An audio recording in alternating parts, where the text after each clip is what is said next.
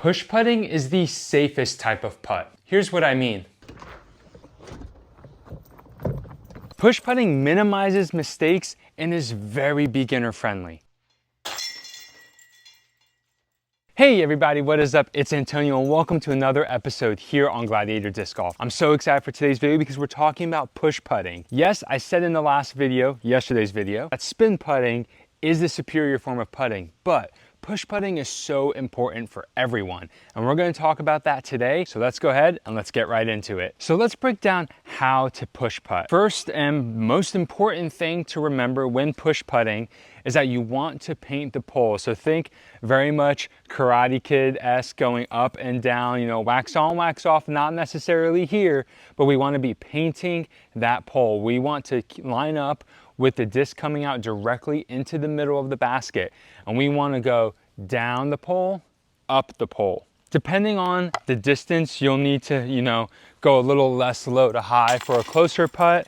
For a further putt, you're going to want to probably go a little bit deeper and a little bit higher because the disc will only travel as far as the height you give it. Because push putting uses that upward and downward motion, you have to create that lift. The simplest way to create that lift is by using your shoulder and your legs. So you'll come down and then you'll come up. The other important thing is to keep that arm straight. We don't really need a whole lot of bend. I think a slight bend in the elbow is fine if that's what's comfortable, but you'll see players like Nicholas Antala who do a very straight leg, straight arm sort of push putt. Push putting is a super helpful kind of putt. You know what's also helpful? If you went and liked and subscribed, that way you'll get the next disc golf tip, which will come out tomorrow. Okay, let's finish talking about the pros and cons to push putting. There are a lot of things that a push putt could do that a spin putt can't. Like I said in the beginning of the video, the push putt is so beginner friendly.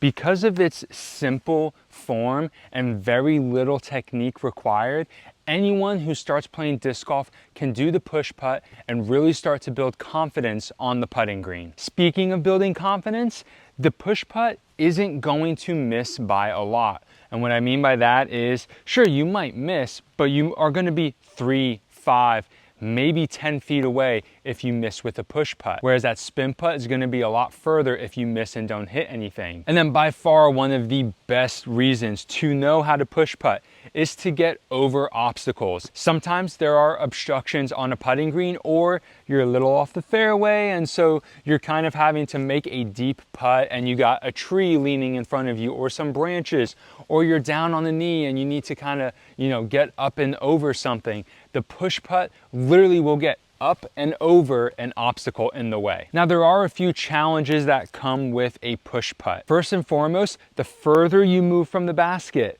the higher the push putt has to be. Now you can definitely generate some forward momentum on a push putt like we see with players like Ricky Wysocki. For the most part, in order to get the push putt to go further, you have to get it higher. The other challenge with the push putt is that your misses are going to be low, right into the cage or the pole, and possibly the worst sound in disc golf, high. While missing is part of the game, that's definitely something to keep in mind because hitting the cage, hitting the band, that is how most rollaways happen. So by missing high or low, you're increasing the likelihood that when the disc hits the ground, it's gonna hit on edge and roll away. Now I wanna know, do you push putt? And which putt do you think is better, spin or push? I wanna hear it in the comments below. And come back tomorrow where we'll address rounding and how to avoid it.